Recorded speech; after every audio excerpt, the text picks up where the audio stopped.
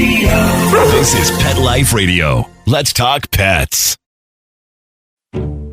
Cat lovers and feline friends, it's time for Adele Park's Quirky Cat Nips. Today on the Quirky Cat Nips podcast, we're airing a chapter of Quirky Cat Gets Ghosted, which we will do until the entire audiobook has been broadcasted. We invite all you kitties to kick back now, relax, and enjoy Quirky Cat Gets Ghosted by Adele Park.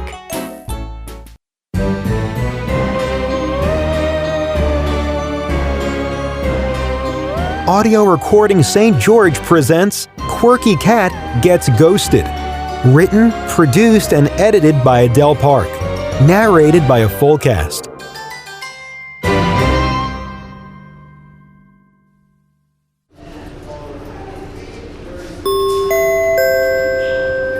A directive from Gertrude Fletcher, head of the Naval Utah Department of Motor Vehicles. Part 19. Delphina Fletcher played a starring role in both my death and Blue McKenna's. Yes, Delphina was an obtuse character, but like me, she never betrayed anyone. It was Delphina who was betrayed. First, by a crime syndicate who bankrupted her family and sullied her maiden heritage. Then, by those members of said heritage who didn't put forth any effort to find out what happened to Delphina, choosing instead to barter in rumor and speculation. Delphina lived a life of secrecy to protect those she loved. So did I. That's why I took my work for the FBI with me to the grave. I never deceived my husband Boyd. I simply withheld certain details concerning my past. To have done otherwise would have placed Boyd in jeopardy, especially given his obsession with mob-related activities that once took place at Juniper Hollow. Although I no longer worked for those people, I was keenly aware of how dangerous they are. Likewise, I did not disclose my breast cancer diagnosis with Boyd. He would have pressured me to seek treatment that would have been painful, humiliating, and possibly a waste of time and money.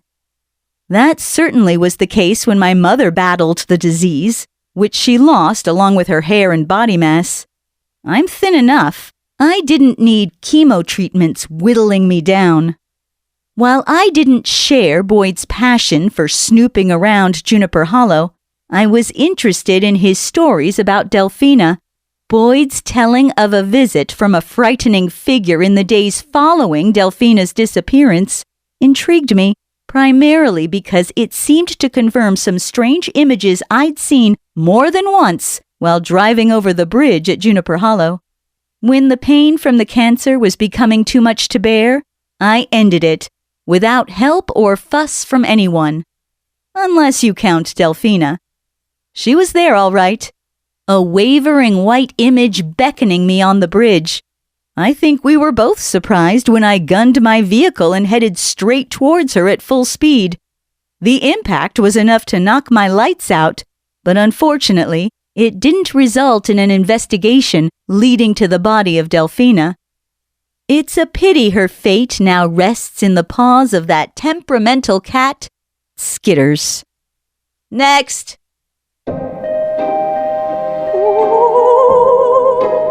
In case you haven't noticed, you've been ghosted. Chapter 19. Skitters the Cat. I'd like to kill Blue McKenna. No one knows how to foul up a party quite like her. Everyone agreed the big gay concert in Central Park was a rectal-rific success. Scotty Sphincter looked like he finally had a pulse again. Everyone showed up at Legacy Grove for the after-party, including the entire entourage for the rectal surgeons, plus Jasper Stratton and his posse of Sweathouse commandos. Taj made waffles for the family, surrendering the kitchen when the troops started arriving en masse. I don't understand how anyone could have eaten anything following that phantasmal pesticide blue sprayed all across the room. She was trying to get everyone's attention. I'm the only one who noticed.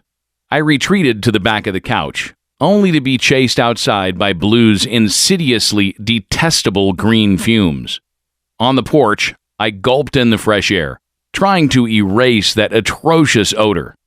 Cats may lick their own butts, but we don't eat waffles that smell like they've been marinated in baby turds.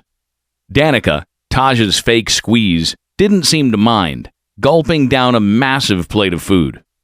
Danica had to be home by midnight or she'd turn into a pumpkin, so she was eating quickly.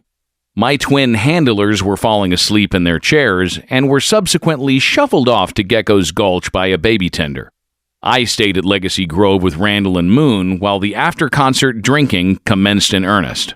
Brandon swiped a bottle of Jack Daniels and disappeared to Scotty's practice shed with Taj. They were back to being dumb and dumber.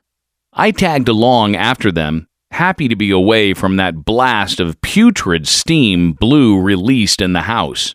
Now that the concert was over, their new focus was on Eleanor Snodgrass, a Maine Coon kitten preening her fur at an overpriced cattery in Las Vegas.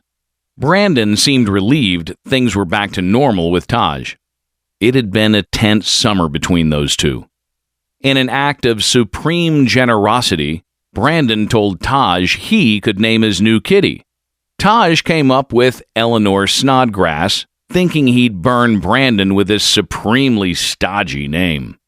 Personally, I like the name Eleanor, even though it sounds like it ought to be attached to one of those antique dolls with the weird, glassy eyes dressed in vintage clothing.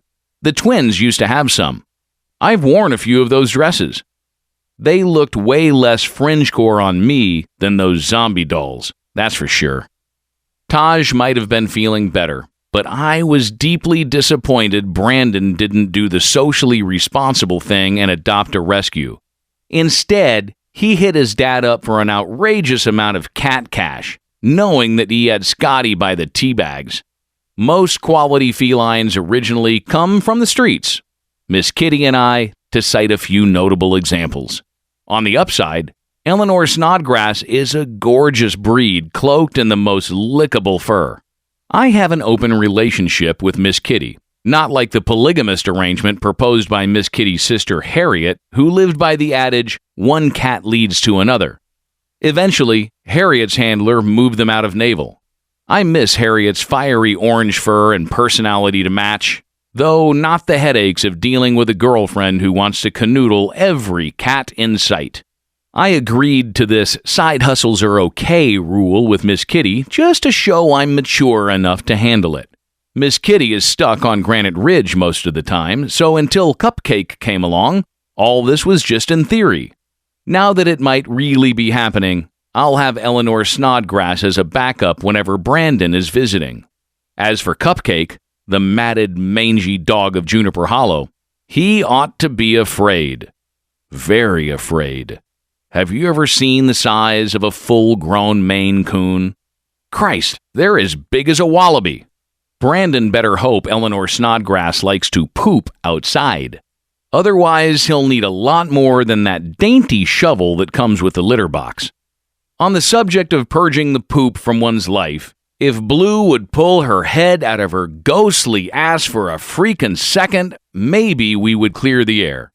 The way I understand it is, Blue can't leave until Boyd Fletcher's grandmother gets her day of reckoning. This means we have to flesh out the old stinker. Success will hinge on Blue, which means we're probably all screwed.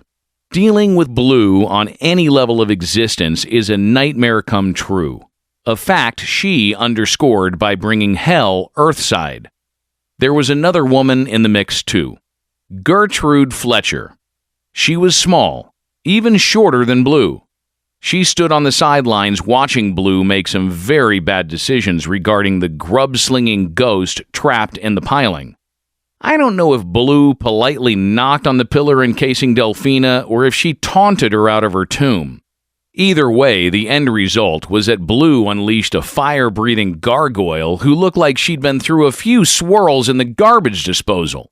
The smell Delphina kicked up was even worse. Good God Almighty, if there is one. Surely no celestial being would have created something as monstrous as Boyd's grandmother.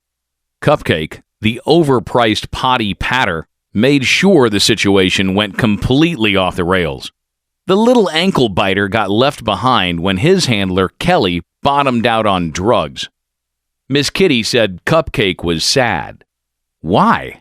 Kelly is little more than a double D ditz, dressed like she just walked out of a Mary Kay Cosmetics convention.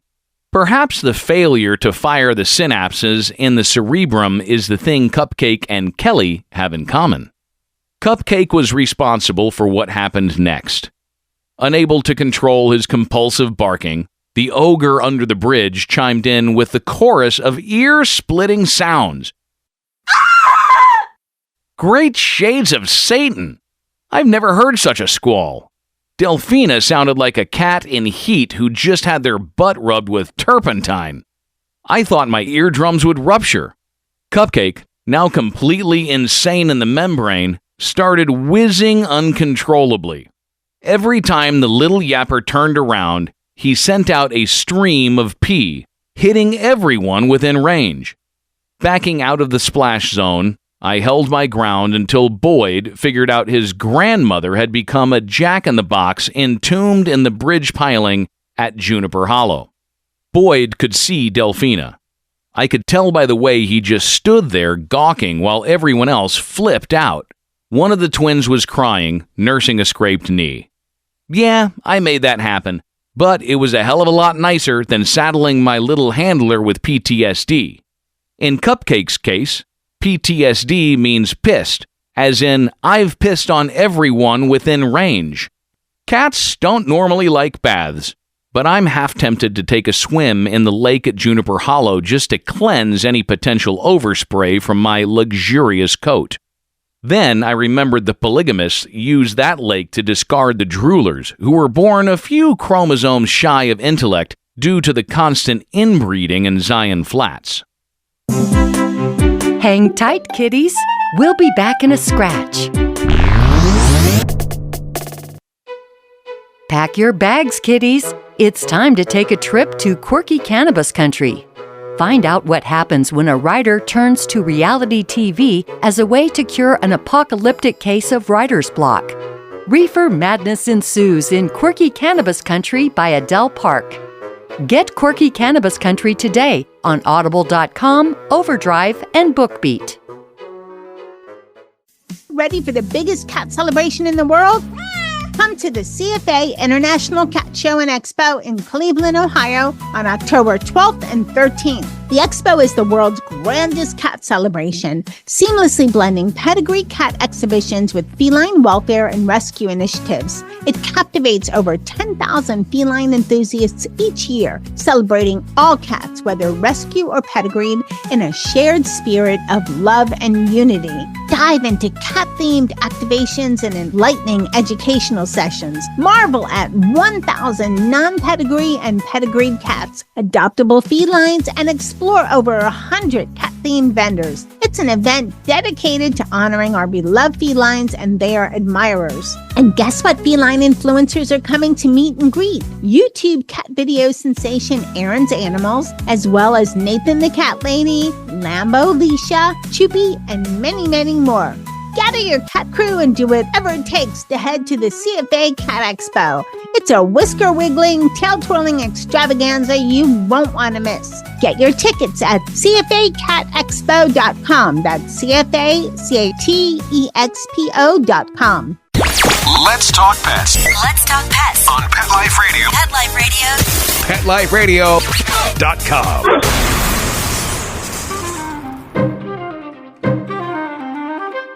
Moon hustled both of the twins into her SUV, then rejoined Boyd under the bridge. He was just standing there, sadly staring at the place where his entombed grandmother screeched and stormed. I'm not sure if he could hear her, but there was no mistaking the angry vibration coming out of that pillar. Blue, clearly scared by this woman, hung around the sidelines like a football player hoping to avoid a concussion by not joining in the fracas. She had to be there, of course, because Moon wasn't going to act on her behalf otherwise. It took a second for Moon to see her dearly departed twin. After registering that this green skunk meat was her sister, Moon actually moved toward the noxious fumes, arms outstretched. I felt kind of bad for her. Moon, that is. Blue can screw herself into the next lifetime as far as I'm concerned. Whatever weird kind of embrace Moon was hoping for failed miserably. Her arms disappeared into the mist. Later, when I overheard Moon discussing this with her husband, Randall, she said the gesture left her arms feeling moist. Ew. Just saying the word moist gives me the willies. Doubly so when considering the source of said moisture. Geez, Blue is such a sewer weasel. Scotty Sphincter, taking advantage of his newfound bromance with Jasper Stratton, didn't have much trouble negotiating the opening of the pillar, especially since Boyd offered to pay for the repairs. The operation required a little delicacy, not because Delphina was any kind of exotic flower, but because she has the power to set off a nuclear stink bomb. These dumbasses who walk on two legs still couldn't hear her, but there's no mistaking the tremor. The whole damn bridge was practically quivering. Opening Delphina's tomb was just a little trickier than originally anticipated. In order to protect the integrity of the bridge, a temporary piling had to be seated underneath. It took 2 days to find a company out of St. George that had the right equipment, then another day to shore up the bridge. Opening the seam just enough to shine a flashlight inside was like releasing a pressure valve of poisonous fumes. A wave of the most odious air blew out, nearly knocking the structural engineer off his feet. They let Boyd do the honors. She was in there all right. Nothing but bones dressed in a tattered white nightgown. After the crime scene people did their thing, they allowed Boyd to carry her out. Cradling the bundle of bones like a sleeping child, Boyd made an unsteady climb up the embankment. All the humans stopped talking and just stared. It was the saddest thing ever. Miss Kitty was unconsolable. Cupcake went completely off the reservation, barking and whining like a little bitch. I bounced between the two of them, attempting to comfort Miss Kitty while trying to shut down the claptrap attached to Cupcake's snout. I failed in both areas.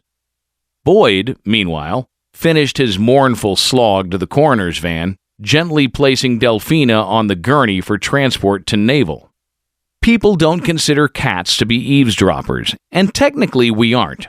Not so in the case of Delphina Fletcher. I wanted to know what this poltergeist from the stench trench was all about. And in a rare moment of agreement, Blue did too. Though silent up until this point, when questioned, Gertrude relayed a fountain of interesting data which only Blue and the animals could hear. Was Delphina the angel Boyd made her out to be? Not unless the patron saint of bathtub gin counts. Delphina didn't run the distillery in the catacombs at Juniper Hollow. She just did what it took to keep her family members out of the clink. Delphina's role was to design places to hide people, money, and booze, and serve as a lookout when needed. What she didn't do is run off with a mob the night she was interrogated along with Boyd's boozing father. Only one person came out alive from that deal, and it wasn't the right one. What I was confused about was how the deceased director of the Department of Motor Vehicles factored into all this. Blue, though none too bright, wondered the same thing. Aside from being married to Boyd, Gertrude Fletcher didn't seem to have a clear motive. Demanding answers, Blue threatened some kind of action which didn't make any sense to me. What mattered was Gertrude's reaction. A look between defeat and resignation. You're not going to believe this, but Gertrude really had a thing for old Boyd. Not wanting to rile up a man already steeped in paranoia and suspicion, Gertrude wisely didn't disclose that she'd been moonlighting for the FBI the entire time she worked for the family who owned the Double Deuces Casino in Las Vegas.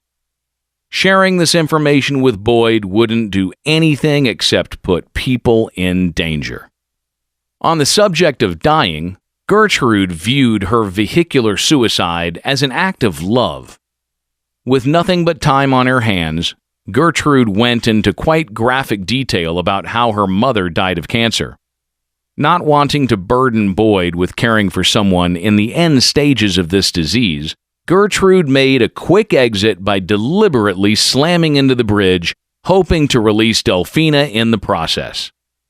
By the time Gertrude was done relaying this story, Blue was leaking oily green tears.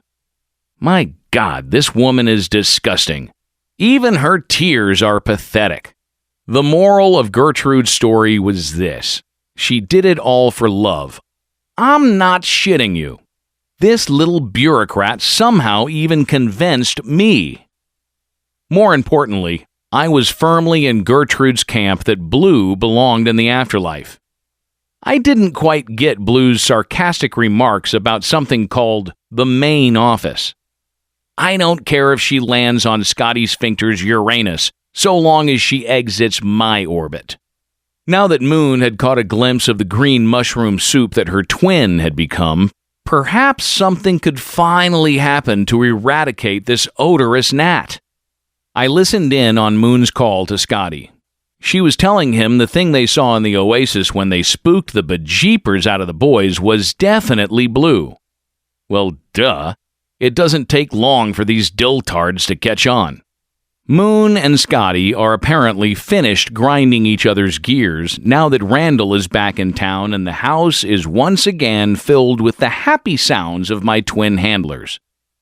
I was sorry to give Brandon the shaft, but he's already moved on.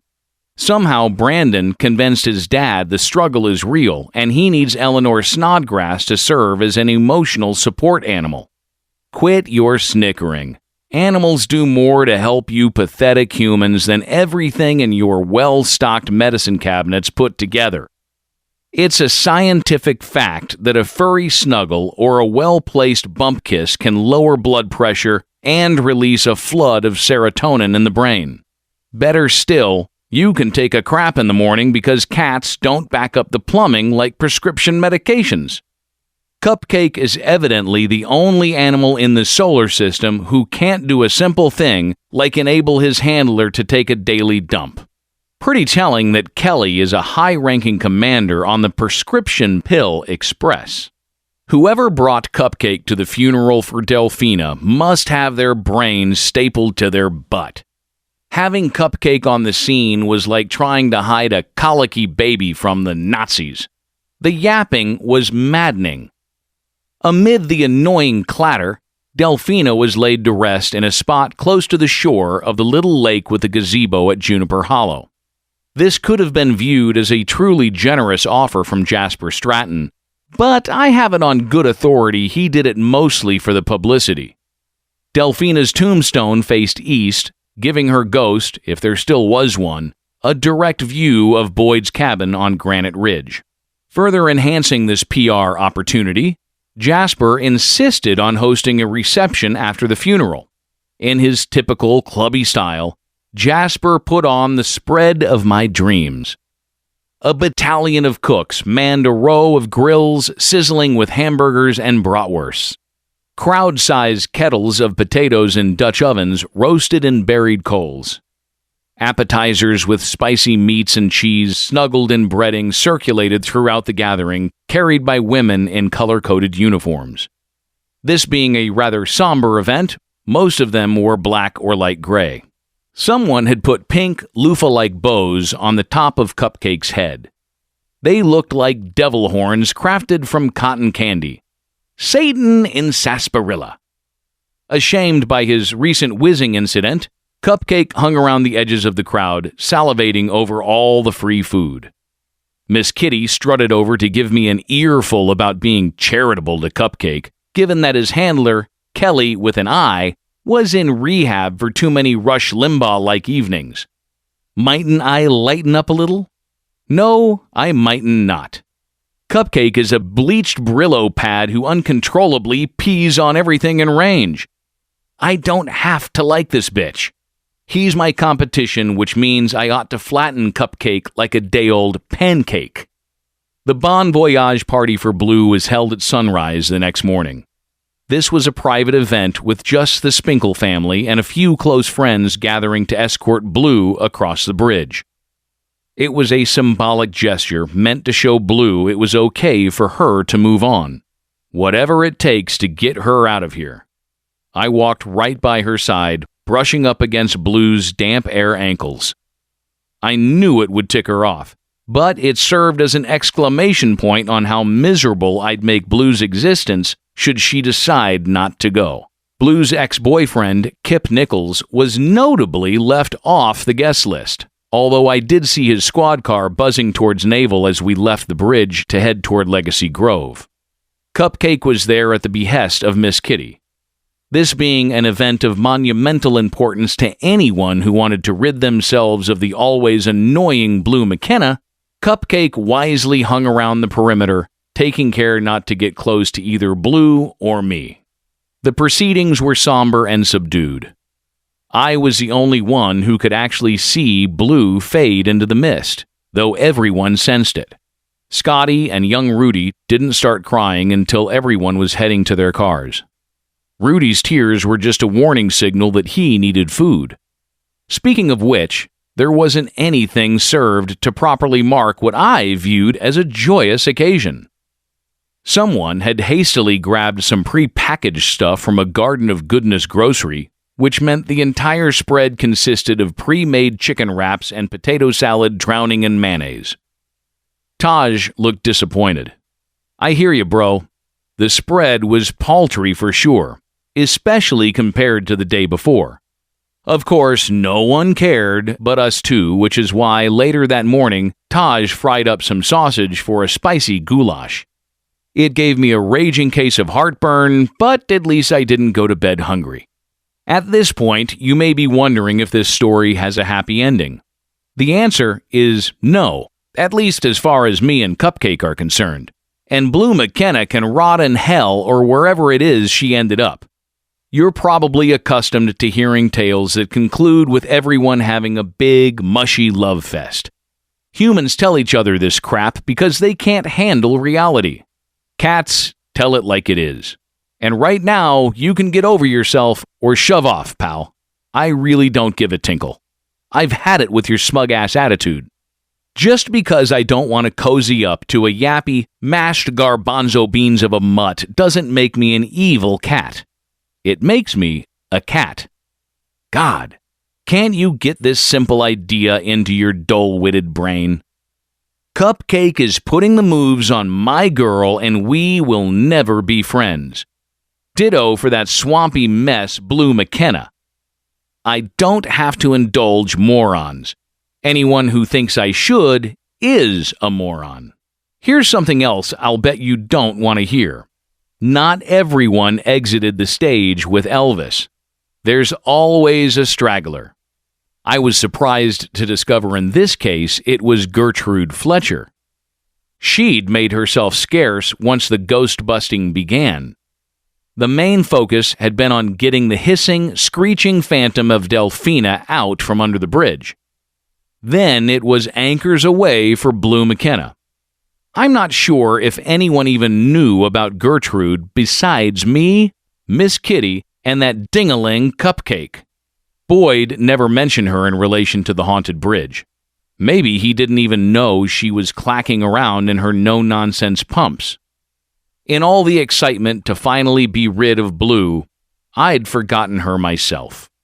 The truth came marching in a few weeks before Christmas. Moon McKenna's driver's license had been suspended again. I don't know if she gets a reminder in the mail to renew it or not. Somehow, Deputy Kip Nichols knows when it's past due because he pulled her over for a second time, busting Moon for an outdated license. I happened to be in the SUV, heading into town with Moon to pick up the twins from school. Acting like he was cutting Moon some kind of unbelievable break, Nichols offered to escort us to the DMV to get the issue resolved. The line was longer than a Tolkien novel. What? You think I don't know how to read? How the F do you think I can understand what people are typing on their computers? Give me a little credit, would you? I'm sincerely sick of your faulty, limiting assumptions. Now, where was I? Oh yeah, at the DMV. Given that we'd probably be in this line until a new millennium, I thought I'd wander around a bit, stretch my paws. I'd never been into the bowels of the DMV, but there's a first time for everything. I smelled Gertrude before the confirmed sighting. It's a wonder anyone can work in this office with that oyster soup boiling over in the back room. More of a janitor's closet, really, only it was very neat. Nothing much on the desk except an old manual typewriter and a stack of folders that had gone there to die. I could hear Gertrude snapping away at the keys, no doubt rescinding the life license of some other unsuspecting soul. I was good with that, so long as Blue McKenna stayed dead. Next. The end. Thanks for listening to Quirky Cat Gets Ghosted. Written, produced, and edited by Adele Park.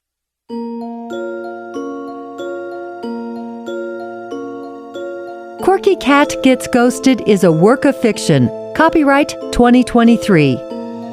This audiobook was produced at Audio Recording St. George. Mastering by Brenton Wainscott. Script consulting by Debbie Justice.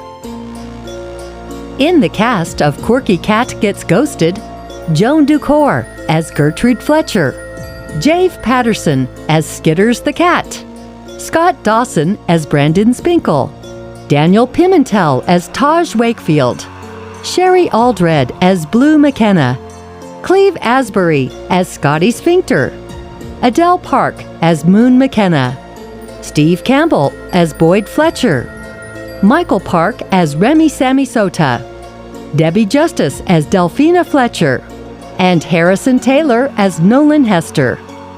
Brad Ziffer and Brenton Wainscott served as our studio announcers. The rap "I'm Out" was written and performed by Daniel Pimentel.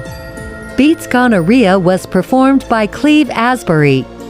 Music mixes by Brenton Wainscott. This performance is dedicated to Michael, who turned out to be a cat person after all. On behalf of our entire crew, here's hoping all your days are navel days.